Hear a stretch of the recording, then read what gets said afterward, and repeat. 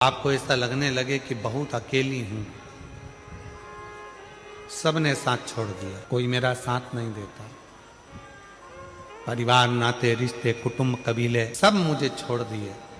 तब शंकर के मंदिर में जब आप बैठे हो या जल चढ़ा रहे हो तो वहां की जो रज है, वहां की जो मिट्टी है, वहां का जो कण है, वहां की जो रज है, मिट्टी है,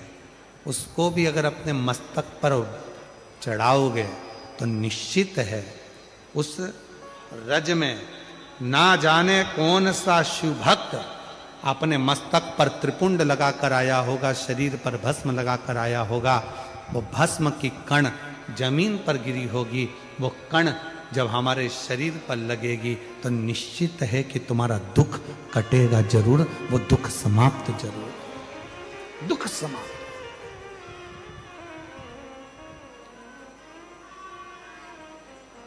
वो भस्म चपटी भभूत में है खजाना, जो तन पर भस्म चढ़ रही है। भगवान हुआ क्या, शिव महापुराण में महत्तम में वर्णन आता है, एक देवराज नामक का ब्राह्मण जो कभी ब्राह्मण कुल में रहने के बाद भी ब्राह्मण कर्म नहीं कर पाया, जिसने कभी ना वेद पढ़ा, ना शास्त्र पढ़ा, ना कोई क्रम करा, ना कोई पाठ पूजन करी, ना कभी शंकर के मंदिर में गया, फिर भी वो देवराज मरा तो उसको लेने के लिए देवाधिदेव महादेव आ गए और नंदी पर बिठाकर लेकर गए।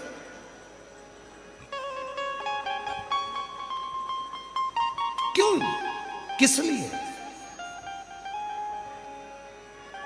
क्या कारण था? केवल एक कारण,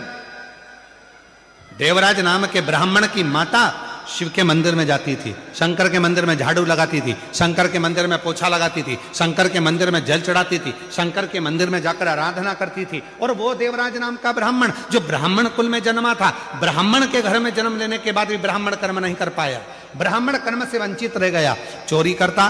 घर में अच्छी पत्नी थी, बच्चे थे, कुटुंब था, इसके बाद भी पर स्त्री का गमन करने गया और एक दूसरी स्त्री के कहने पर रानी के गले का हार चुरा कर लेकर आ गया।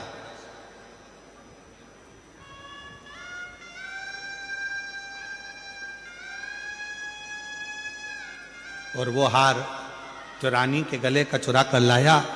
दूध पीछे पड़े, शरीर में ताप पड़ने लगा, बुखार आने लगा, कहां जाऊं? शंकर का एक टूटा सा मंदिर था, शिवालय था, उसमें जाकर छुप कर बैठ गया। दूत ढूंढते रहे, वो शिवालय में बैठा हुआ है और कांप रहा है, और उसी शिवालय में शिव महापुराण की कथा चल रही थी। कथा उसके कानों में पड़ी, जैसे ही महादेव का नाम लिया गया, हर हर महादेव कहा गया, बोलते से देवराज के सिर में दर्द हो रहा था, बाहर निकल गया, बेलपत्र के वृक्ष की छांव में, बेलपत्र के वृक्ष की छांव में उसने अपने प्राणों को त्याग दिए। और जैसे ही प्राण त्यागे, मेरे वो घरदानी उसको नंदी पर बिठाकर ले जा रहे हैं। देवराज ने प्रश्न कर दिया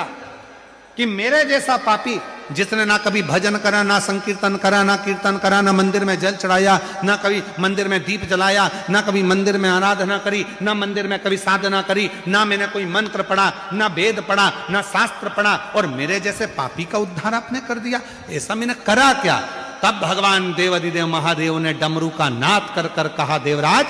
तूने कुछ नहीं करा, पर तेरी माता मंदिर जाती थी, जल चढ़ाती थी, और जब घर आती थी उसके शरीर में,